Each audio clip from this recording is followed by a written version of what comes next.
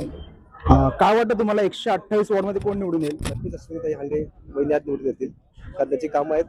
आणि जर आपल्याला हा भाग सुरक्षित आणि व्यवस्थित ठेवायचा असेल, नीट ठेवायचा, तर त्यांच्याशिवाय ऑप्शन पण नाहीये. काय काय कामं केली अशी? असे त्यांनी बरेच पाण्याचे प्रश्न सोडवलेले आहेत, किंवा जे लादीकरण असेल किंवा आमच्या त्या अडीअडचणी त्यांनी सोडवलेल्या आहेत. आम्ही कधी गेले तर आम्हाला त्यांच्याकडे आमचा अपेक्षाभंग झालेला नाही कधी. तुम्हाला वाटतं का नक्की कामं झालीत का इथे? हो, झालेले आहेत. आम्हाला अडीअडचणीला कामाला येतात. आमच्या घरचं काय हॉस्पिटलचा प्रॉब्लेम असेल किंवा विभागात कोणता काही प्रॉब्लेम असेल तर ते त्यांचं सहकार्य आम्हाला त्यांच्याकडून खूप सहकार्य होतं. त्यांचे कार्यकर्ते पण आम्हाला चंद्रकांत कुंटे साहेब आम्हाला खूप सहकार्य करतात. कधी असं झालं की तुम्ही काम सांगितलं आणि झालं नाहीये? नाही, असं कधीच नाही झालं. आमच्या मंडळाला पण ते खूप काही सहकार्य करत असतात. पाण्याचा काय प्रश्न?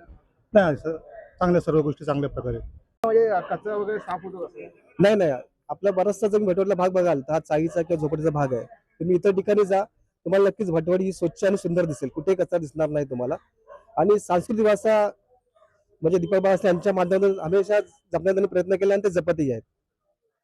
कधी असं म्हणजे काय काय कामं केली असं सांगतो का तुम्ही? काय काय काम म्हणजे पाण्याचा प्रश्न सोडवलं, जिथे पाण्याचा प्रश्न होता ते स्वतः जातीने सोडवलेले आहेत त्यांनी पाण्याचे प्रश्न. प्लस कुठे काही दुर्घटना झाली ते स्वतः जातीने उभे हजर असतात. तर त्यांच्याकडे बरीचशी कामं त्यांच्याकडे झालेली आहेत. मला वाटतं कामं झालीत. हो, कामं झाली आहेत भटवाडीत. चांगली कामं झाली आहेत खूप दीपकबाबांच्या नेतृत्वाखाली. कोविडच्या काळात काय मदत केली का तुम्ही? कोविडच्या काळात बाबांनी आपलं सॅनिटायझर वगैरे असतील या सर्व गोष्टी त्यांनी घरोघरी पोहोचवल्या. भरपूर कोविड पेशंट असतील त्यांच्या घरी काही मदत लागली असेल त्या मदती देखील पूर्ण केल्या. असं भरपूर काही कामं केली आहेत त्यांनी.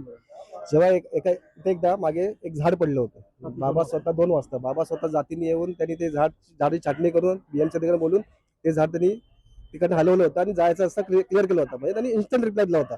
एखाद्या वाट बघायची आम्हाला गरज लागली नाही, ते स्वतः जातीने बरोबर.